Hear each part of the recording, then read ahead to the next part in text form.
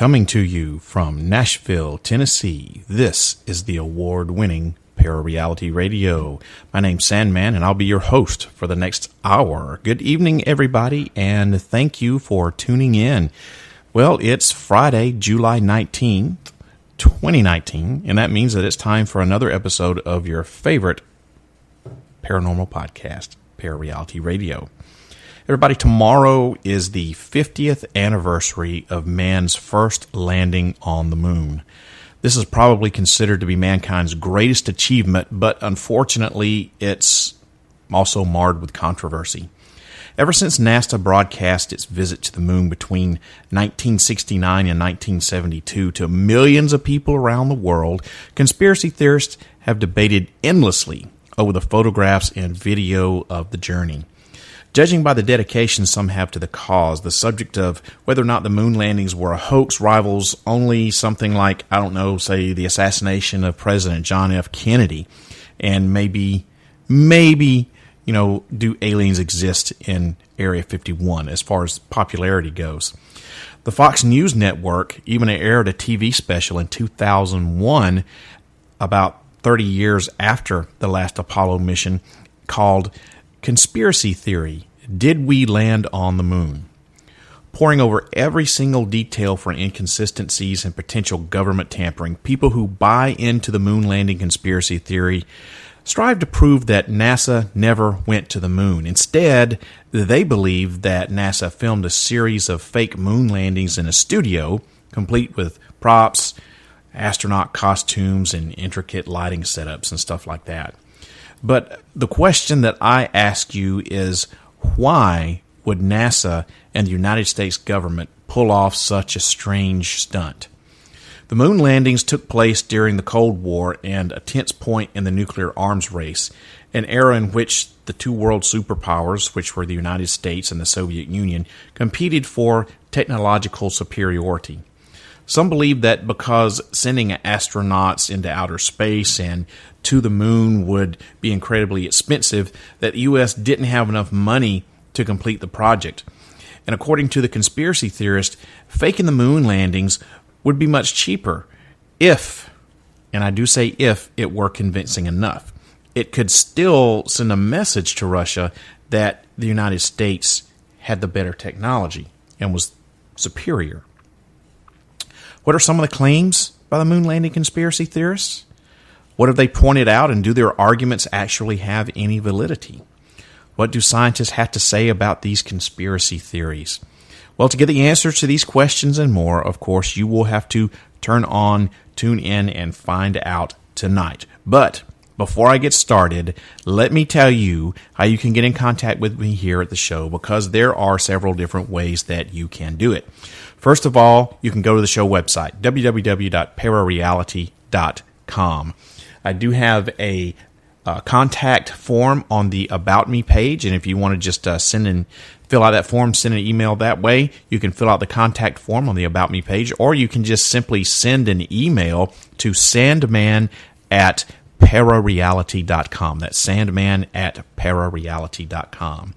You can also find the ParaReality Radio Facebook page by just typing in ParaReality Radio in your search engine for Facebook. I'm also on Twitter, and you can follow me there. My handle is @ParaRealRadio. That's @ParaRealRadio.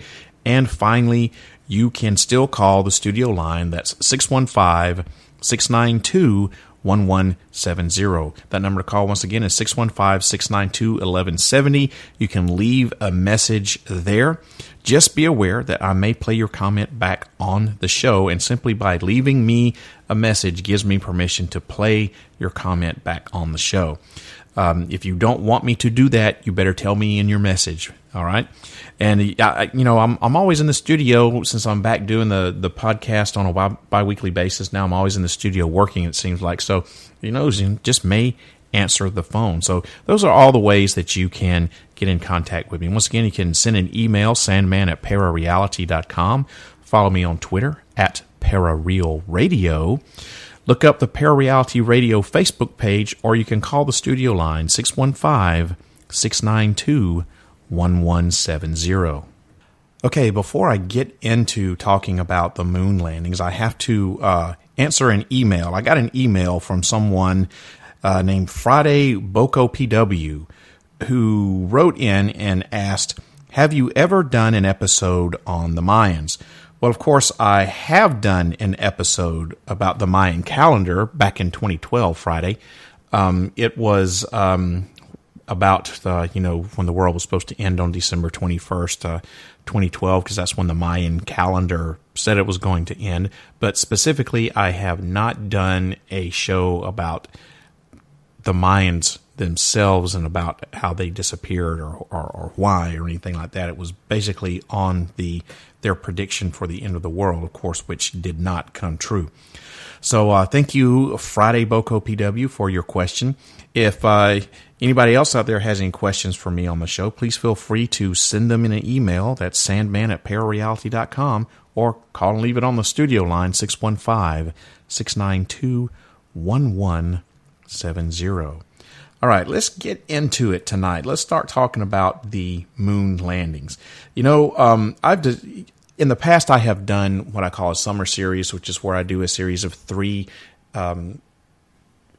episodes over the summertime, and they all have something in common, some kind of related something or other.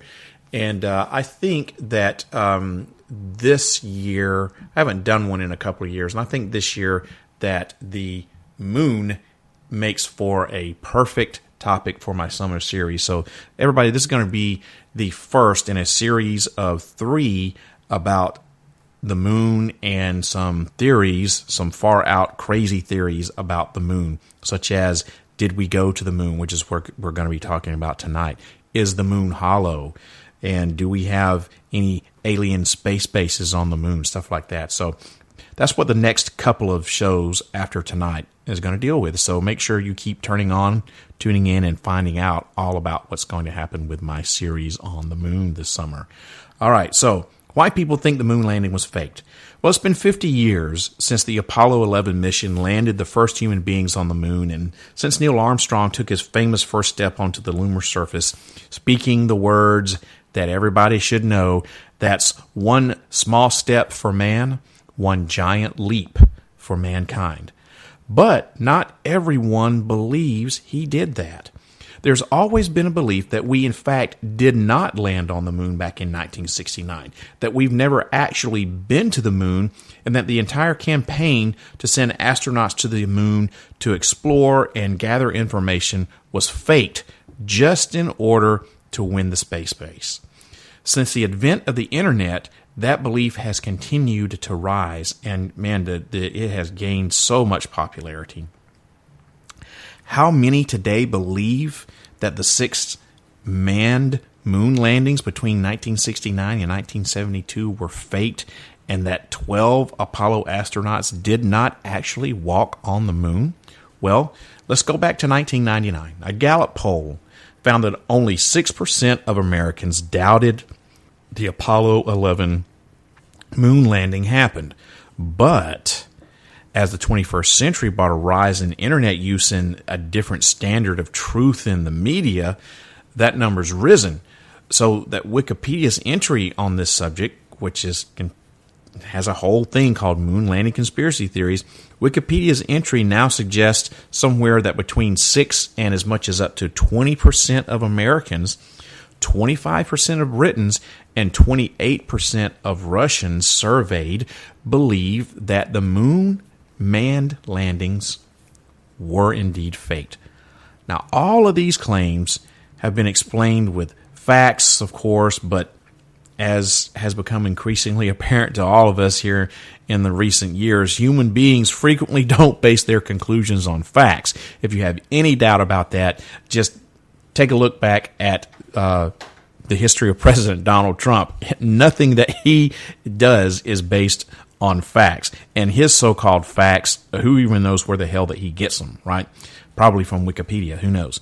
But yeah, I mean, we don't these days really base what we believe on hard concrete evidence. It's really a trend that we need to stop this, actually. So Anyway, I'm not going to go off on a tangent on that. So in recent years, NASA's Lunar Reconnaissance Orbiter, the LRO, this mission has returned images of the moon's surface taken from orbit, showing the shadows of the various Apollo landers. LRO is also managed to acquire images of 5 of the 6 Apollo missions' American flags on the moon. The only flag that's not still standing is actually the first flag that was planted. That was the one by the Apollo 11 crew. It's now lying down on the lunar surface because it was accidentally blown over on the takeoff of the lunar rocket's exhaust. But conspiracy theorists will still say that these images, like all of the Apollo mission images, are faked. Now, I will say that NASA's LRO pictures that they have aren't that great. They're basically little dots, and NASA's saying, "Look, here's the flag from the Apollo 11 on the ground, and here's the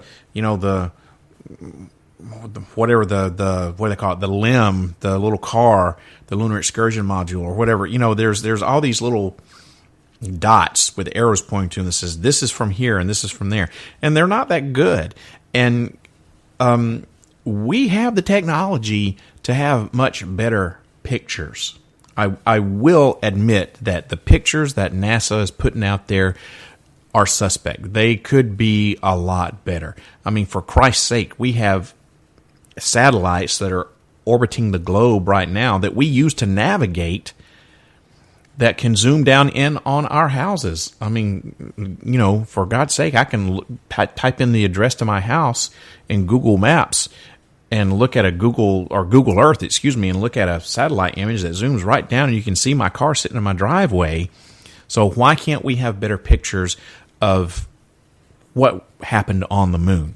That, I will admit, NASA needs to do a better job on. However, there's plenty of evidence that we did actually go to the moon. I'm going to be talking about that tonight. One of the early promoters of the moon landing conspiracy theory was the Fox television network, which I was talking about just a minute ago, back in 2001, and they aired a documentary-style film titled Conspiracy Theory, Did We Land on the Moon? It claimed that NASA faked the first landing in 1969 just in order to win the space race. The film presented so-called evidence of deception, including photos showing no stars in the lunar sky and American flags rippling on the moon, despite the fact that there's no air or wind up there. It showed photograph and film oddities, and it presented what's become one of the most enduring claims by the hoaxers, that astronauts could not have passed through the Van Allen radiation belt in order to get to the moon. The theory that the moon landings were hoaxed by the U.S. government to assert their victory in the space race over Russia is something which has grown in popularity over time, thanks to documentaries such, and I use air quotes when I say that, such as the Fox documentary back in 2001, and since the advent of the internet, when any Tom, Dick, and Harry, including me, can have their own website, their own podcast, their own radio show, their own YouTube channel, their own television channel, and you can put out basically anything that you want, and people, it's up to them to believe it or not. Recent polls indicate that approximately about, up to 20% of Americans believe that the U.S. has never landed on the moon. After the Apollo missions ended in the 70s, why haven't we ever been back? That's a good question to ask. Only during the term of one president did humanity ever land on the moon, and that was Richard Nixon. And he doesn't have the best reputation of being a president. I'll admit that as well. And after Watergate, most people wouldn't put it past old Tricky Dick to fake them, to put America in good standing during the Cold War. Why wouldn't Tricky Dick be in charge of faking, the moon landings? Or maybe if you believe the other conspiracy theories, maybe even the president didn't even know that NASA was faking it. Maybe NASA just didn't tell anybody. So what sort of evidence have conspiracy theorists gathered that might suggest the whole event was a fake? Nearly 40 years of research has given them some interesting points, and I'm going to talk about the most popular ones, beginning with the waving flag. All right. Conspiracy theorists have pointed out that when the first moon landing was shown on live television, that people who were watching at home and on the street at the TV, shops, whatever, all that crap, that people could clearly see the American flag waving and fluttering around as Neil and Buzz planted it. Photos of the landing also seem to show rippling effects in the flag, like from a breeze, such as there's one very prominent image that shows what appears to be maybe like a fold in the flag. And the obvious problem here is that there's no air in the moon's atmosphere and therefore no wind to cause the flag to blow. So was the flag scene being filmed in some drafty studio here on Earth or maybe outside somewhere?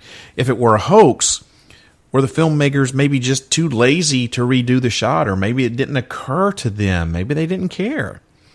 Countless explanations have been put forward to disprove this phenomena as anything unusual. NASA claimed that the flag was stored in a thin tube and that the rippled effect was caused by it being unfurled before being planted, which is totally plausible. Other explanations involve the ripples being caused by the reaction force of the astronauts touching the aluminum pole. And if you look in some of the video footage, there's, the pole is shaking. So that too is also plausible. But in reality, there's a very simple explanation. The flag was constructed specifically for the moon surface, okay? There is a wire, a taut wire, that runs through the fabric of the flag along its top. There's my creepy clock. There's a taut wire that runs through the fabric along its top and allows it to stand erect like a windswept flag here on Earth would. It's standing straight out, right? Without the wire, the flag would droop down, just like any other flag hanging in space. It'd just simply fall down, and it would not be sticking straight out.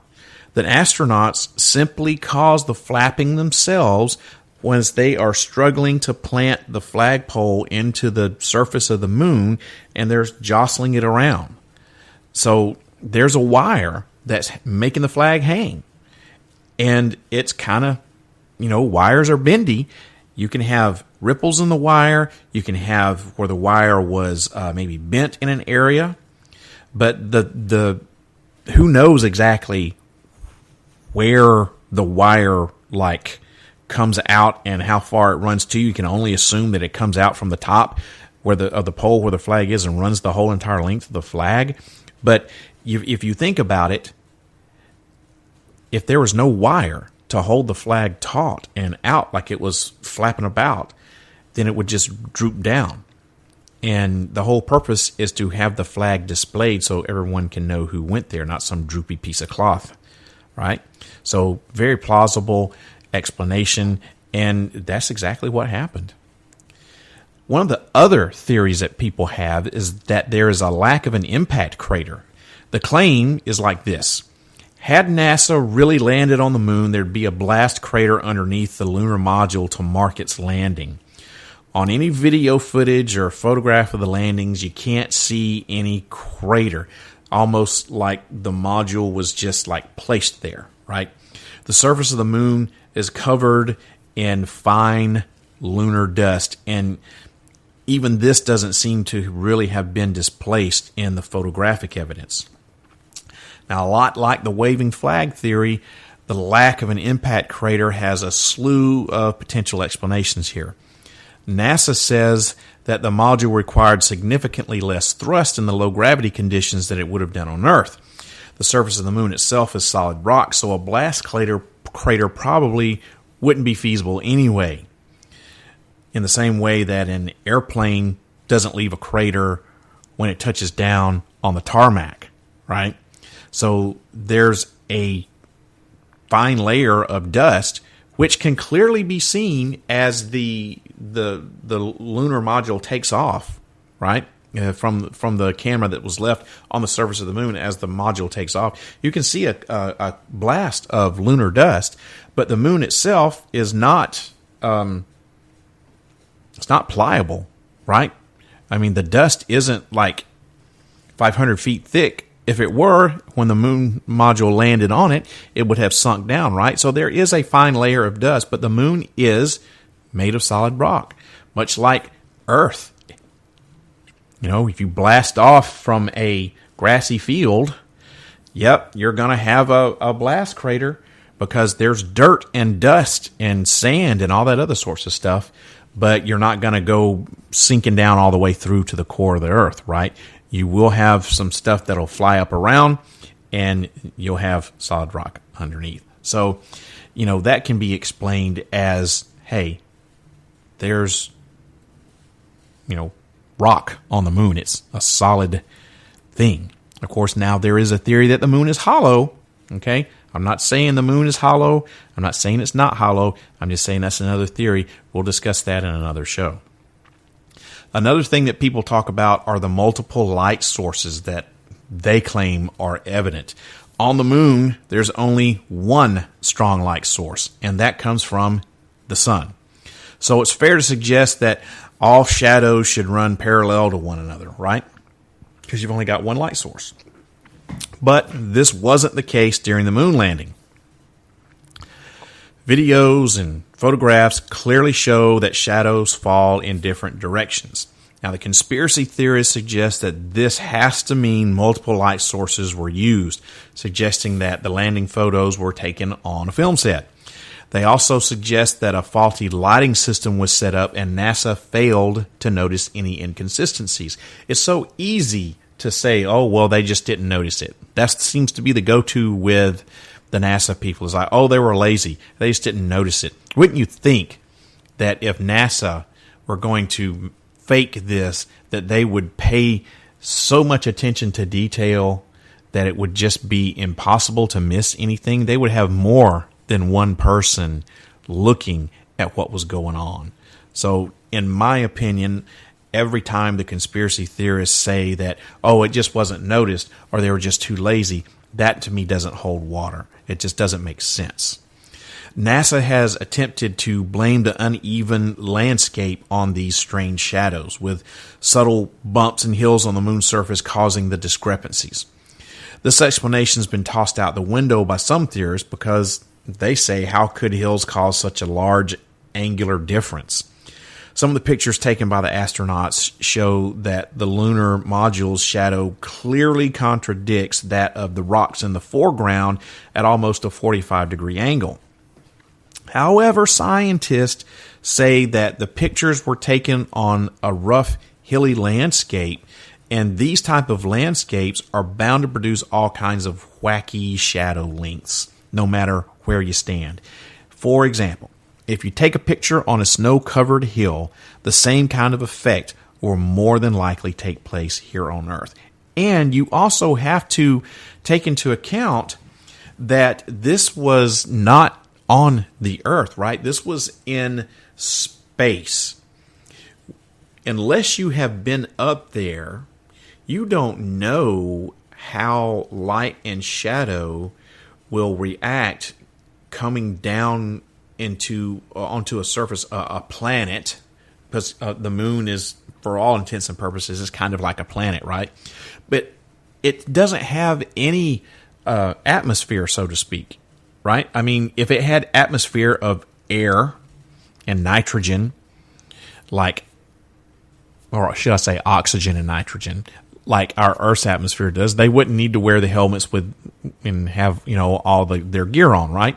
So we don't know what kind of effect that the light is going to have on photographs and even video when it's coming down onto a surface that has basically no atmosphere. And I think that could be one possible explanation. I want to say I am not a professional photographer, nor am I a scientist. That could be totally wrong on that, and I am willing to accept that I would be totally wrong. But to me, it makes sense. But like I said, if you're going to take a picture on a snow-covered hill, the same kind of effects more than likely going to take place with there being different shadow lengths and tricks of light. One of the other big conspiracies involves the Van Allen radiation belt. Now, in order to reach the moon, astronauts had to pass through what's known as the Van Allen radiation belt. The belt is held in place by Earth's magnetic field and stays perpetually in the same place. Now, the Apollo missions to the moon marked the first ever attempts to transport living humans through the belt. Conspiracy theorists say that the sheer levels of radiation would have cooked the astronauts en route to the moon, despite the layers of aluminum coating the interior and exterior of the spaceship. NASA has countered this argument by emphasizing the short amount of time it took the astronauts to go through the belt, meaning they received only very small doses of radiation. Now, I looked it up and I wrote it down, and I can't find where I wrote it, but these guys weren't traveling at a slow rate of speed, all right? They were zipping through. The Van Allen radiation belt, for all intents and purposes, yes, it's very dangerous, but when you, if you want to just measure it compared to the rest of the solar system or the rest of our galaxy, it's not that big. And these guys were traveling. They were zipping through. God, I wish I could find where I wrote that on the piece of paper. They were zipping through pretty fast. So their amount of time exposed to this was minimal. Now, NASA had a theory that by coating the craft with aluminum, both on the interior and the exterior, that would provide enough protection from the radiation for them to pass through that in that short amount of time. And they were proven right, because those guys didn't die. I mean, that's pretty obvious that they didn't die. No cancer, nothing like that. They came back, they lived long and healthy lives. Another item that conspiracy theorists will sometimes mention that you don't actually hear a lot about is something that's referred to as the unexplained object. Now, after photographs of the moon landings were released, conspiracy theorists were quick to notice a mysterious object that was reflected in one of the astronauts' helmets from the Apollo 12 mission. And the object appears to be hanging from something like a rope or a wire and has no reason to be there at all, according to the theorists. And this leads these guys to suggest that it's an overhead spotlight typically found in film studios. Now, the resemblance is questionable given the poor quality of the photograph, but the mystery remains as to why something is being suspended in midair, or rather lack of air, on the moon. The lunar module in other photos appears to have no extension from it that matches the object in the photo, so the object still remains totally unexplained and is a mystery. Now, I've seen this picture. You look at it, and first of all, you have to say that, or I have to say that all of the video and photographs from the moon, well, not all of them, all of the video and a good portion of the photographs from the moon are of poor quality. This picture just so happens to be one of them. I've looked at this unexplained object, and I mean, if you stretch your imagination, you could say, yeah, that could be a overhead spotlight that is used in film studios. It doesn't look like that to me. There's the thing called pareidolia, which is where your mind tricks you into thinking you're seeing something that you're really not. It attempts to explain what it is that you're seeing when you don't know what it is. And I think that's what it is, especially when someone makes a suggestion. It's quick to, rationalize it in your mind. It's like, yeah, that is what it is. That's what it looks like. It's right. I've looked at this, and I don't see where anybody could tell what the hell this thing is. If it's coming off the lunar module, if it's another piece of equipment that is, posted somewhere else, I don't know. But it certainly does not look to me to be a spotlight that was used in film studios. I will say, though, it is not known what it is. It's still a mystery. It's totally unexplained. No one knows what it is.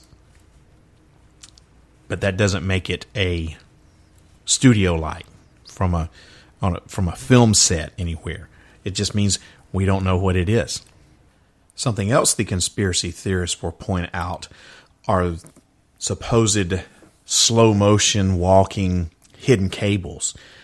Now, in order to support the claims that the moon landings were shot in a studio, the conspiracy theorists had to account for the apparent low gravity conditions, which must have been mimicked by NASA, right? It's been suggested that if you take the moon landing footage and increase the speed of the film by 2.5, the astronauts appear, and I say appear, to be moving in Earth's gravity. As for the astronauts' impressive jump height, which could be impossible to perform on Earth's gravity, hidden cables and wires have been suggested as giving the astronauts some extra height. There are some people who say that in some screenshots, outlines of alleged hidden cables can be seen. I mean, if you're looking for something, I haven't seen any picture where it looks like there's hidden cables to me, but if you're looking for something, you can always find it, right?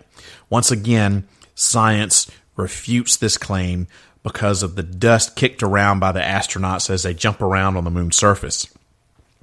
If NASA filmed the video on Earth, the dust would just gather into clouds because of air in the atmosphere.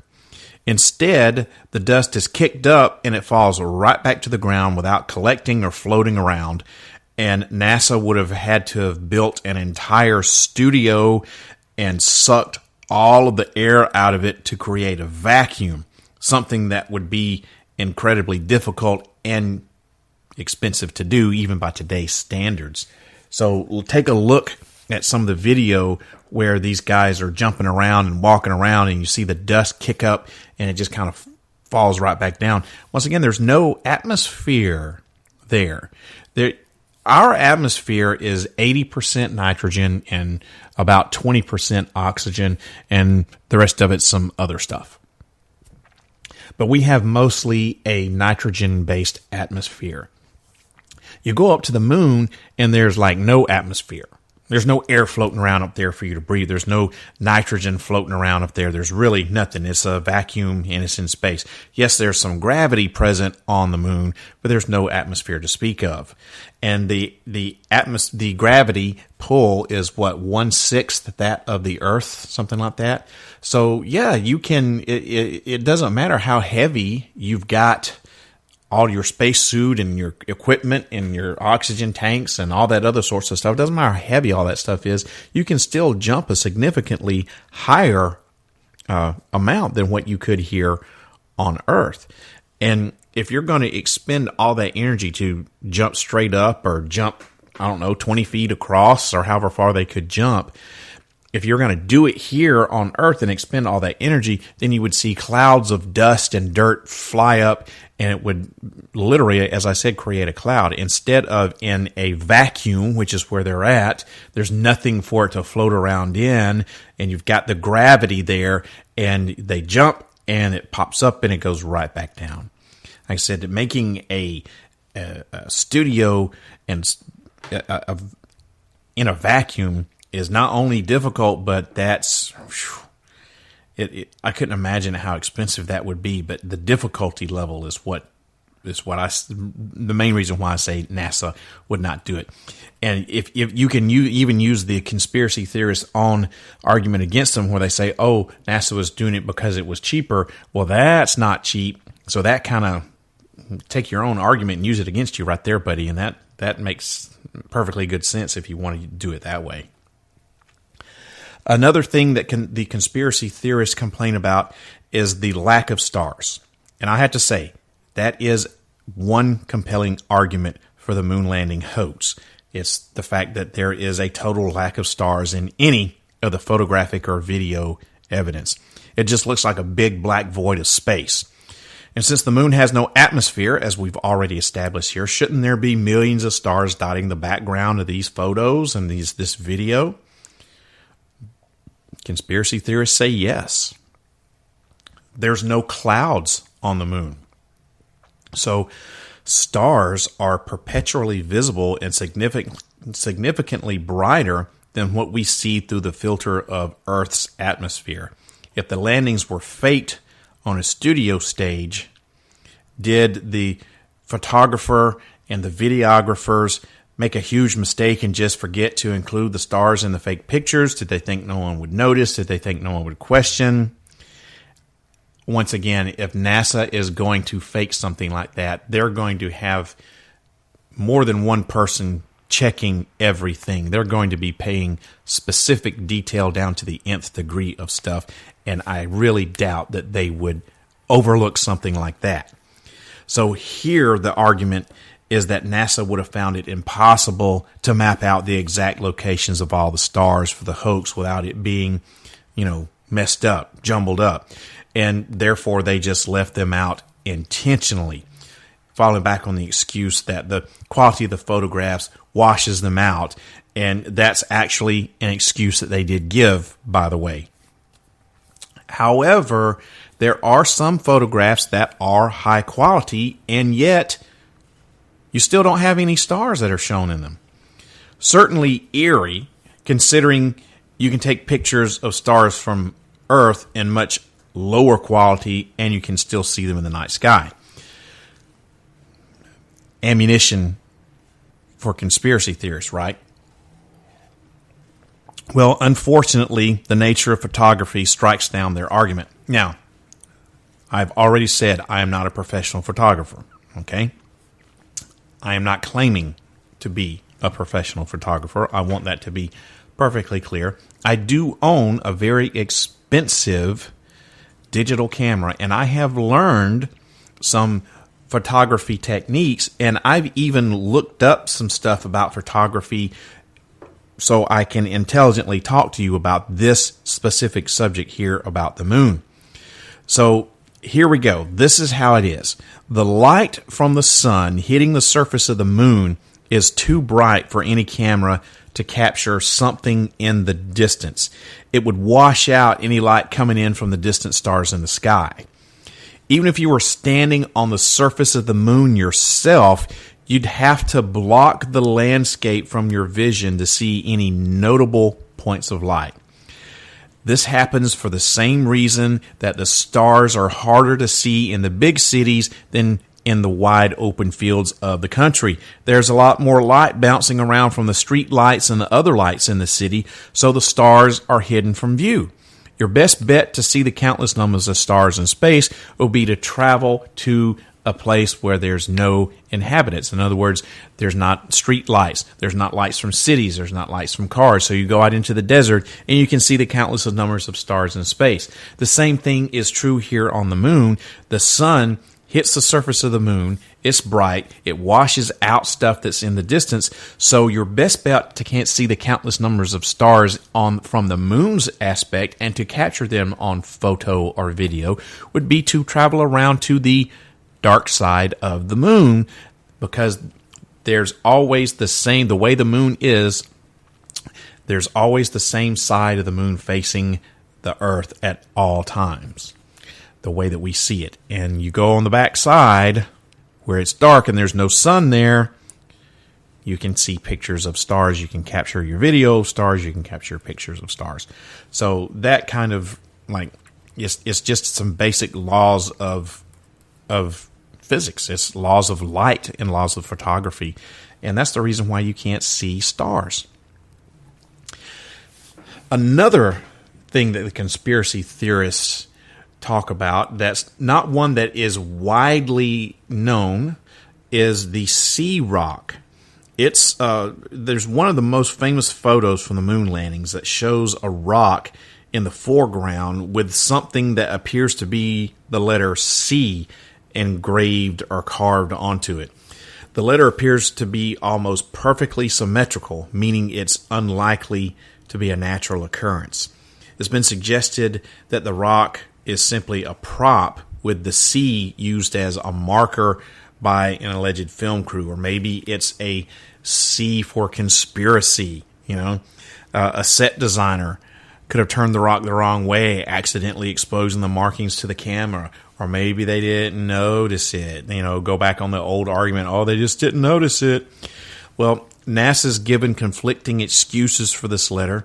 On the one hand, blaming a photographic developer for adding the letter as a practical joke, and the other hand saying that it may have simply been a stray hair which got tangled up somewhere in the developing process. Now, I have seen this picture, and I will say it does look suspicious. Yes, it looks almost like a perfectly drawn C. And the more that I have looked into this, the more and more evidence that I have found that it was probably added on the backside as they were developing the films. It was probably done by a person who was developing these films. Now, there's no proof that that's what happened. I will discount the hair theory simply because it looks too much like a drawn C. It doesn't look like a stray hair could possibly do that. Once again, there's no proof that it is or isn't a stray hair. There's no proof that a developer, a film developer, did or did not do that. And there's absolutely no proof that it was a prop that was used by NASA when they were faking their evidence. There's no proof or explanation for anything that would explain definitively where this so-called C came from. But I will admit it is an anomaly. It is unexplainable.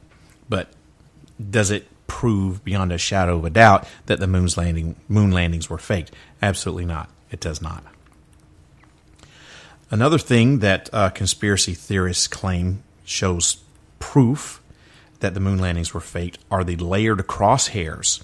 The cameras used by astronauts during the moon landings had a multitude of crosshairs to aid with things like scaling and direction. These are imprinted over the top of all of the pictures. However, some of the images, they clearly show the crosshairs behind objects in the scene, implying that the pictures may have been edited or doctored after being taken. I have seen some of these photographs, and there's not just one, there are a couple of them. And many objects are shown to be in front of the crosshairs, including the American flag in one picture and the lunar rover in another. And conspiracy theorists have suggested NASA printed the man-made objects over a legitimate photograph of the moon to hoax the landings. Although if they really planned on doing this, then why they used crosshairs in the first place is a mystery to me.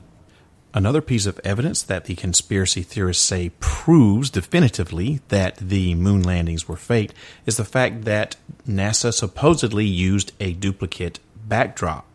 Now, there are two photos from the Apollo 15 mission that have identical backdrops, despite being officially listed by NASA as having been taken miles apart.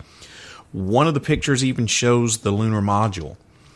But when all the pictures were taken, the module had already landed, so how can it possibly be there for one photo and disappear in another? Well, if you're a hardcore conspiracy theorist, it may seem viable that NASA simply used the same backdrop when filming different scenes of their moon landing videos. Now, what NASA says is that since the moon is much smaller than Earth, horizons can appear significantly closer to the human eye. Despite this, to say that the two hills visible in the photographs from the Apollo 15 mission are miles apart is incontrovertibly false. In other words, what the conspiracy theorists are saying just isn't true. Now, I have seen these pictures. Once again, I can't show them to you because this is radio. But I've seen these pictures, and I will have to admit that if you just look at them, take them for face value, and say, wow, these are exactly the same. But you have to take into account that things on the moon don't work like things here on the Earth do.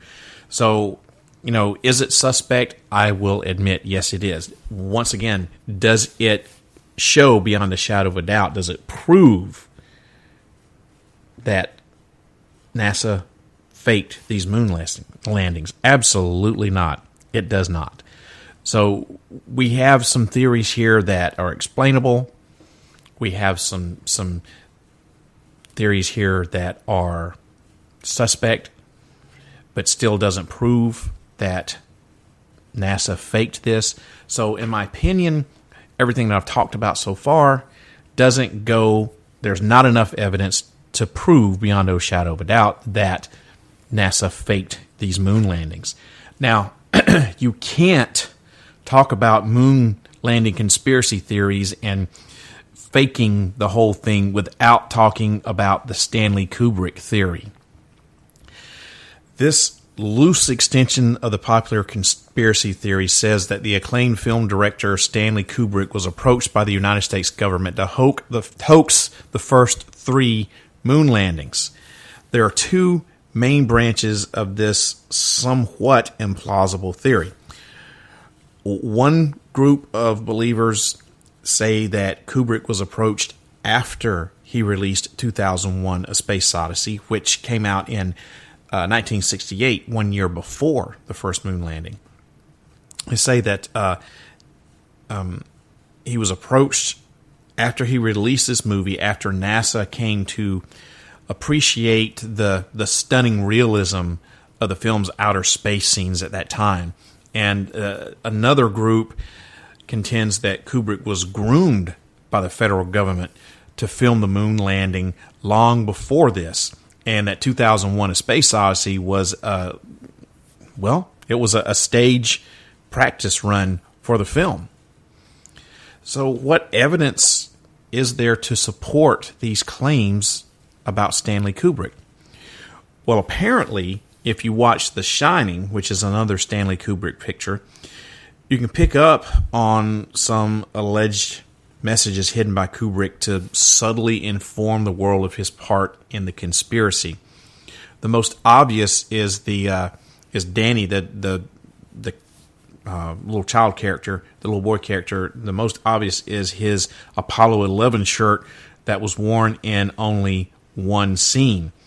Another supposed gem is the line written on Jack Nicholson's character's typewriter, which is, "All work and no play makes Jack a dull boy," in which the word all can be interpreted as A11, A11, or Apollo 11. Now, that's taking it a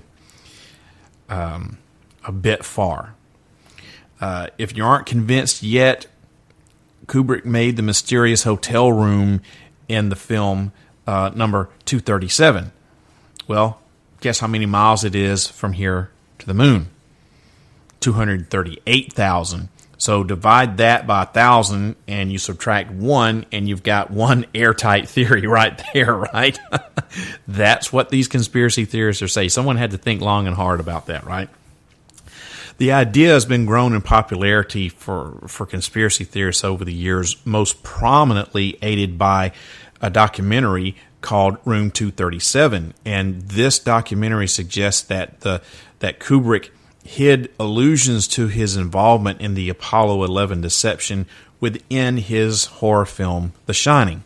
And one of the big reasons why this myth about Kubrick, along with countless others, has lived so long is because this legendary director, who died in 1999, by the way, he rarely did interviews and never addressed theories about his work. One of the most popular films, the aforementioned Shining, has so many interpretations from it that there is a movie that was made about them. Room 237, as I've already said, which I highly recommend. It's available on Netflix, I believe, maybe on Amazon Prime as well.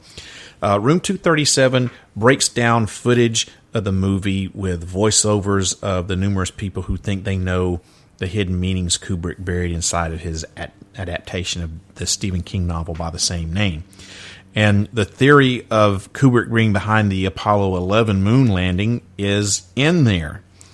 There's an author by the name of Jay Widener who breaks down the Apollo 11 theory and says that the entire film is in fact not an adaptation of Stephen King's novel, but Kubrick's way of telling the world that he was behind the moon landing.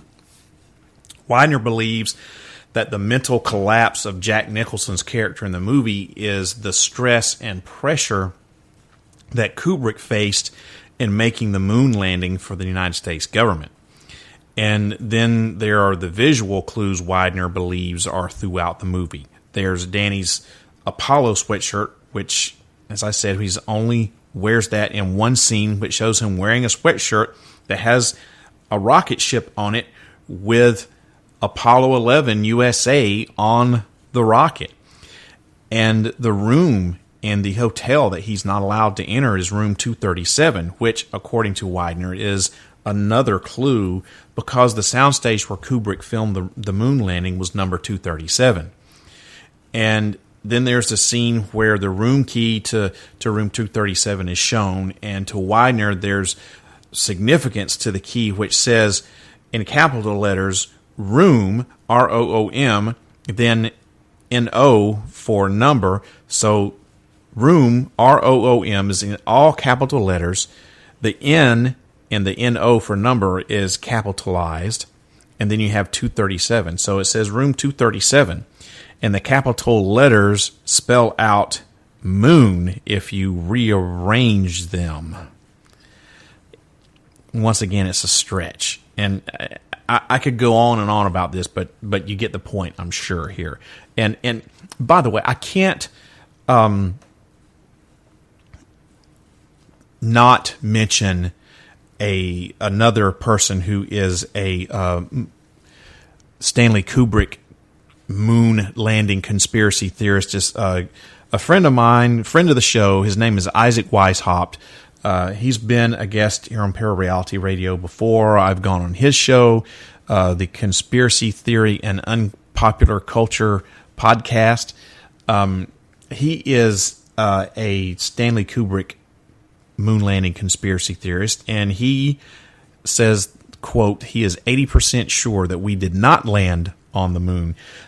He has a book with a companion DVD called Kubrick's Code, which addresses not just the Apollo 11 hoax, but a bunch of other Stanley Kubrick conspiracy theories that he has.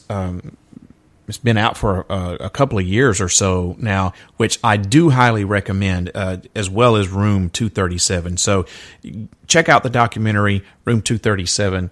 Check out Kubrick's Code by friend of the show, Isaac Weishaupt. He's got a lot of good conspiracy theories surrounding Stanley Kubrick.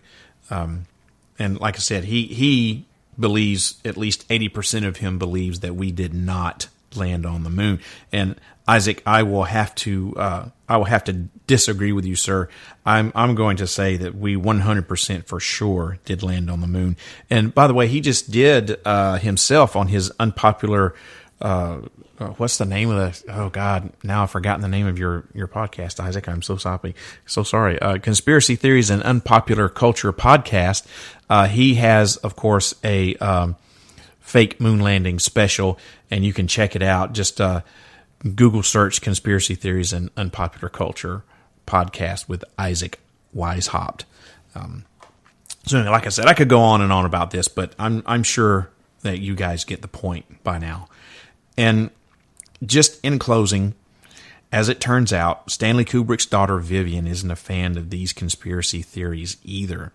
She recently tweeted out the following response to the conspiracy theorists, and I'm going to read this word for word. It's rather long, but I'm going to read it anyway. And this is what she says.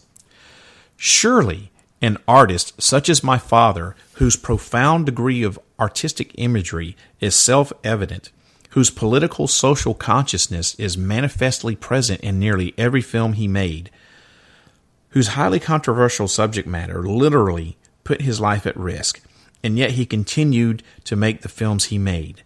Don't you think he'd be the very last person to ever assist the U.S. government in such a terrible betrayal of its people?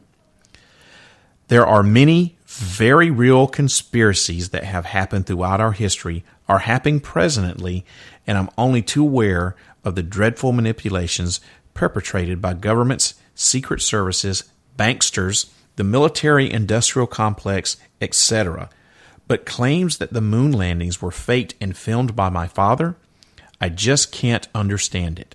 How can anyone believe that one of the greatest defenders of mankind would commit such an act of betrayal?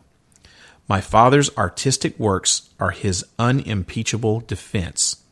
Finally, My love for my father, notwithstanding, I actually knew him.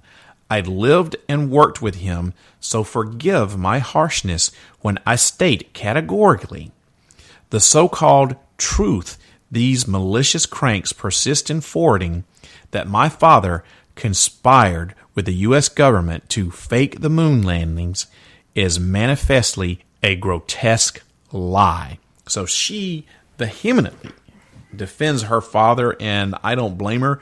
I don't think that Stanley Kubrick had anything to do with faking any moon landings. So after all this talking, in the end, are all these points enough to prove that the moon landings were just fakes? I say absolutely not. To help make my point, Dr. David McKay, who is the chief scientist for planetary science and exploration at NASA's Johnson Space Center, he noted that after Fox's conspiracy theory television spot that faking the moon landing and duping thousands of scientists around the world would probably be more difficult than keeping the secrets of the Manhattan Project. Furthermore, on September the 3rd, 2006, the European Space Agency's Smart 1 probe purposefully crash-landed on the surface of the moon. Before it touched down, it was taking images and data from the moon's landscape, including that of previous moon landings. And I've seen some of the photos, but that won't stop the doubters and conspiracy theorists from continuing to believe that the whole moon landing series of events were faked. After all, if NASA faked the moon landing and all of its evidence, then why couldn't the ESA's pictures be faked too? So, in the end, I 100% believe that we did land on the moon. There are some things that cannot be easily explained away, but those things are few and far between, in my opinion, and those things in and of themselves do not give us enough proof that we faked, or that NASA faked the moon landings. And that's my closing statement as far as that goes.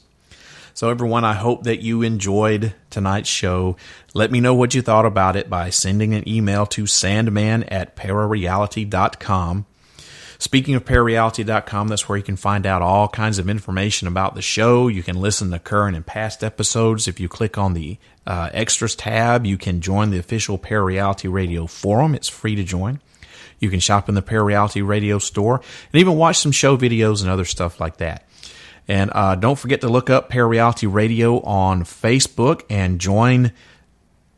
It's not a group, it's just a page. You can like the page, follow me there on Facebook, and follow me on Twitter as well. My handle on Twitter is @ParaRealRadio.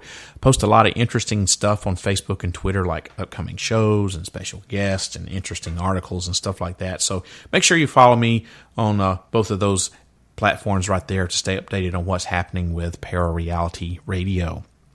You can now listen to ParaReality Radio on a variety of different websites and streaming platforms. The show can, of course, be heard here on Spreaker, but you can also hear it on Facebook and YouTube. And if you want to stream the show, you can do it from ParaReality.com, or you can stream it on Google Play, Stitcher, Player FM, Spotify, iTunes, good Lord, CastBox, just about every streaming platform that you can think of, every podcast host website that you can think of, ParaReality Radio is available there.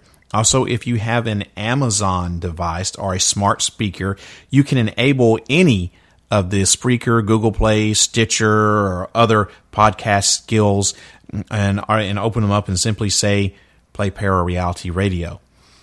Everybody, my next show will be available on Friday, August the 2nd, 2019 at 8 o'clock p.m. Central U.S. time, where I will have the second in my summer series of conspiracy theories about the moon. So make sure you tune in, and find out. Everybody, I hope that this program opens up your mind to new ways of thinking. expands your consciousness, and produces a change in the way that you see the world. If you wish to change, you must lift the veil of ignorance that has been cast over your eyes. Only then will you see the true power of the universe. I hope you have a wonderful evening, and I will see you again on August 2nd. Good night, everybody. If you wish to change, you must first lift the veil of ignorance that has been cast over your eyes. Only then will you see the true power of the universe.